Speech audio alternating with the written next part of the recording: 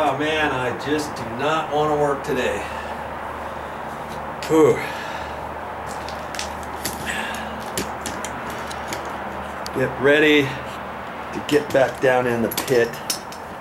Kind of not sure exactly what I want to do today. I'm getting a little tired, but I think by the time I get going,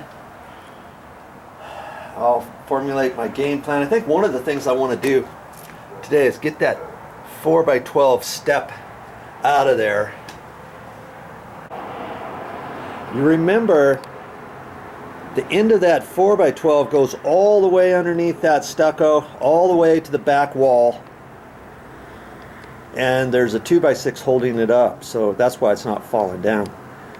And so what I have to do, usually on the on steps like something like this, they would have cut that, all those 4x12 runners, stair treads, just flush with the stucco, and then they would probably caulk that in. Well, they didn't caulk anything, and the water goes down in there and sets on the wood and all that kind of stuff. And they got this edge up against the wall, and they did a feeble attempt at trying to caulk that, and they should have maintained that over the years. And so that piece just butts up to the stucco. Okay, and so the easiest way for me to get this 4x12 out is just use my Sawzall right across that last little bit and just chop it down. And then I think I can, there's a couple brackets under this 4x12, unscrew those, and I think I can lift that, pop that out of there. So I've got to get that so that I can get ready to figure out what I'm going to do underneath there and all that. And I think another thing I'm going to do today is I'm going to get going with some cleanup. See all this stuff down there? I got to get all that stuff out of there because it's kind of dangerous walking around on that. I could twist my ankle. I've got all the nails. I'm pretty sure I got all the nails bent down, but I'm going to be careful with that stuff down over there. That stuff, you remember yesterday, I just took my hand, and a lot of that stuff I just pulled out from in there because it was so rotten. I didn't have to use a hammer or a saw or anything. That's just stuff just kind of fell out. But I'm going to look at that and make sure there's no nails in it, bend the nails over, and start chopping all this stuff up and getting it out of here, cleaning up lots of the different things. I know I'm going to make a little bit more mess, obviously, when I take out the rest of the demo stuff I decide to do, you know. But at least my working environment's going to be clean and ready to go. And that includes this. I think it's time for me to get this stuff out of here too. I'll have to break that up, and I don't know. I don't want to start working on this tile floor too much because I don't want to scrape it up or anything. I don't really want to necessarily set it here. I could set it here if I put a piece of cardboard down first or something. I don't want it to start anything to gouge into this substrate on top of the existing flooring here, because if I do, it might have a tendency to leak. I don't want that. Okay, so stick with me. I'm sure there'll be plenty of things that I'll show you on camera today on this particular video, day 4. Now you remember, I'm going to take, I've got a bag here from IKEA. I'm gonna load that up with trash and stuff, and I can't very well get to the front yard by going down those steps very easily, can I? Over there. And even if I did, I'd still need to carry something in bags or something. I can't do a wheelbarrow because I got stairs going all the way up the side of the house, and I'm just going to end up using this bag. Now I've got another one of these bags, and I don't know if I'm going to use that or not. Mommy was trying to tell me, hey, just use one so that we can keep the other ones clean, so we don't get any bacteria and fungus and mold issues and all that kind of stuff in here. But either way, I'm gonna clean this bag all up when I get done with the project, and then dry it out and fold it back up like I found it. Okay, so I'm gonna end up using that bag today, and here's my dust mask from the other day, and I've used this at least twice, and finally the rubber band broke on it. I could use this with just one rubber band. I could flip it upside down if I wanted to keep using it.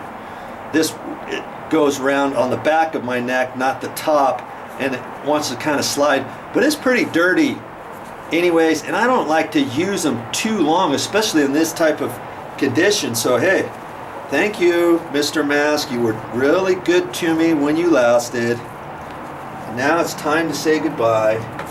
Make sure, here's my next mask. Mommy used this the first day. I actually got her underneath the house and we took pictures and stuff, and I had her wear this mask, and I'm gonna use this one for the next few days, as long as it will last and look halfway decent. And you know, when you get ready for a project, now that's not the time to get your dust mask. You want to have some dust masks in your garage, and you can buy these in a 3-pack or a 5-pack, sometimes even in a 10-pack or a 25-pack in a little cardboard box. Usually you can get that at the hardware store. You can also get them at a paint store. So if you're close to a paint store, ask them about their dust masks and ask them if they have different kinds. This one's a little bit better than the really super cheap ones they have. It's kind of double layered in here, and I wasn't really sold with the 2 rubber band type thing, but I'm kind of liking that because it holds it a little bit easier. And if I want to pull this down and lower it to talk or whatever, I've still got this other one. And you know, you just have to look around at the store to see what they have. And generally, the more you buy, the more you save. So you know, even if you have 10 and you think, I don't know when I'm going to need them, I'll just go get them and I'll leave them in the garage or leave them in storage or whatever. You'll be glad you did, because you never know when you're going to need a dust mask. Remember, I've been using these, and these are wearing out. Look at that, where my knuckles are. And these are pretty thin, and they're actually wearing out all the way down. I probably should get some new ones. For right now, I'm gonna save these. I'm not gonna use these today.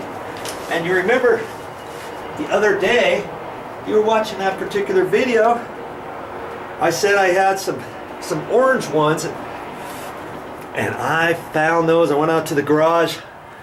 Voila. See, they look pretty much the same as the others, as the other one. This lets you breathe a little bit, which I kind of like. The rubber's just a little bit thicker than my black ones, but hey, I can use these, and that's what I'm going to use today. And I bought these either in a 5-pack or a 6-pack, and way cheaper than buying them individual. Okay, so look for that at the store. Whenever you can buy more than one pair, do it. I gotta crack up.